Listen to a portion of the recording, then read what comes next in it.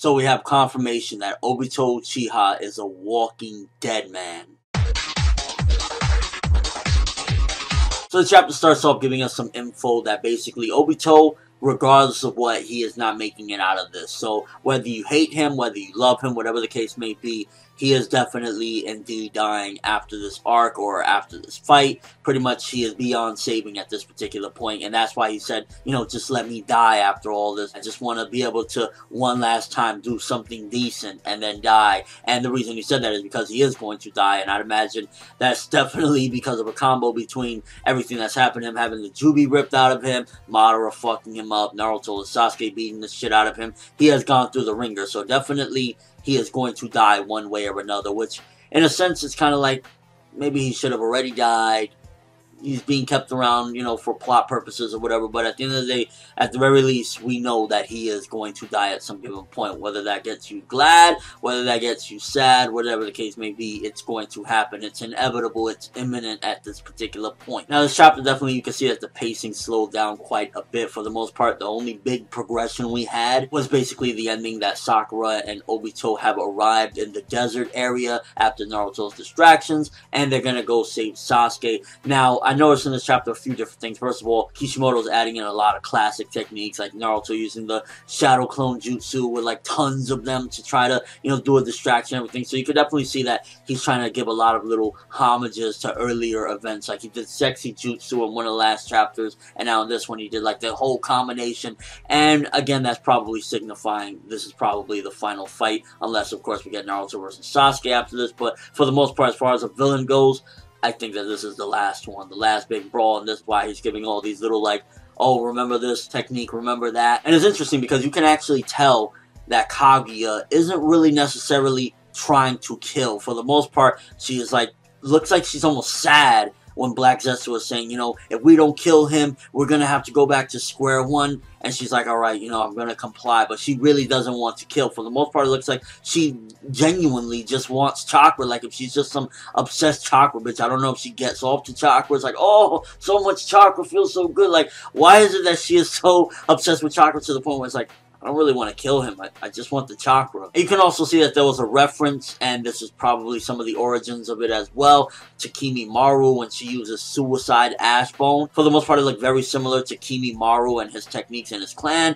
so this is probably the origins of it as well. I mean, at the end of the day, Kaguya is like the mother of everything, you know, she started it all, then it's safe to assume, just like the Byakugan, she originated Kimimaro's clan and this whole bone situation that he had, and that makes me wonder, well, why Kimimaro got sick and she didn't. And it also makes you wonder, did Kaguya have any complications similar to what Kimimaro had regarding this bone technique, because she's just like spitting out bones from her body. But aside from that, definitely one of those chapters where it kind of felt like the pacing has slowed down quite a bit. Very similar to like when Naruto and Sasuke were fighting Obito sometime last year. You felt like the pacing was slowly going like a lot slower. Like this chapter will be like a whole page with Naruto, you know, jumping from dimension to the other. And for a split second there, I was like, oh, don't tell me we're back at Dev's store when Naruto had that big hole through him. I guess that was just a clone, even though for the most part, usually clones, as soon as they get hit, they disappear. But I guess this particular clone was really strong. And I'm curious if Kishimoto's working up to some sort of Sasuke x Sakura moment, because now she's coming to save him for the very first time. So I don't know if he's working up to some sort of moment where Sasuke can finally properly say thank you, or maybe he'll just look at her and say, okay, let's go, cool, you're here, and then she'll say, yo, how about you say thank you, you fucking ungrateful piece of shit. This would be the perfect moments for him to throw that in there. She came to save him, she came with Obito, she's risking her life, going to an entire different desert dimension, and if he doesn't give her a proper thank you, if she does come and save him with Obito, then this is the time for her to go, yo, motherfucker, you say thank you. This would be the perfect opportunity for Sakura to get some redemption in the fandom. And yes, people, I really did slap myself just now. But that's that talking about Sakura stuff. And definitely next week, I hope for, at the very least, Sakura and Obito to arrive where Sasuke is. I hope it doesn't feel like some sort of filler arc where we get countless chapters of them trudging through the desert. Because at the end of the day, Naruto right now, for the most part, aside from Kakashi, which he pretty much can't do fucking shit at this point, he's by himself fighting Kaguya Ootsutsuki. So he needs to definitely get his ass over there immediately. If not, Naruto's gonna get fucked up. Or it would be interesting if we don't see Naruto for like a chapter or two, and then when Sasuke arrives, Naruto's pretty much fucked up on the ground, and Sasuke kind of has to like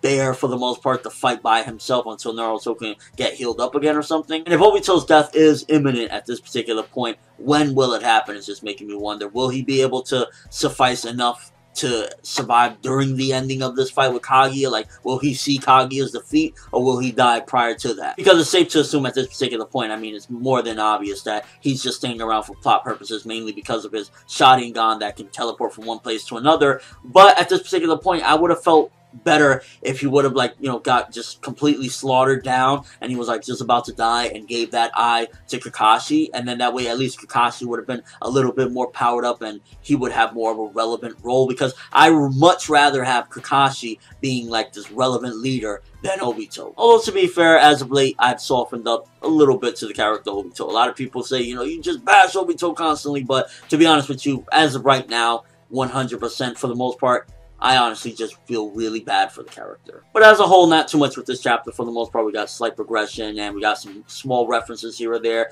And for the most part, Naruto is just fighting off Kaguya, so nothing too fancy here. Okay chapter, 6 out of 10 for the most part. Hopefully next week things pick up a little bit, because as of right now, if it doesn't, then we're going to go through that drought that we went through last year. And it was almost around this time as well. I think it was last summer, where it was just kind of like one little thing happens this chapter, one little thing happens, and if it keeps going down like that, my ratings will go down as well. It's like, as of right now, okay chapter. Hopefully next week we get bigger progression or a bigger, you know, twist or something along the lines of that, because as of right now, as it stands, it was just kind of like small progression. But let me know what you think. First of all, what do you think is up with Kaguya? She looked definitely bothered when Black Zetsu suggested killing him, but she complied with it. Do you think that, in all honesty, she just has some sort of sick obsession with chakra, or is it that the Senju has her mind all fucked up? Also, do you think Sasuke will finally properly thank Sakura if she does come indeed to rescue him? And if not, do you think it's appropriate for her to slap the shit out of him and make him say thank you? Just your overall thoughts on the chapter. Again, okay one. Hopefully next week it's better. But that's all I have for this review. Thanks for watching. Hope you enjoyed. If you liked anything I had to say or enjoyed the video, drop me a like. I'd greatly appreciate it. And if you haven't subscribed, you can do so as well. That'd be awesome. I'm ForneverWorld, and as always, people, have an awesome day.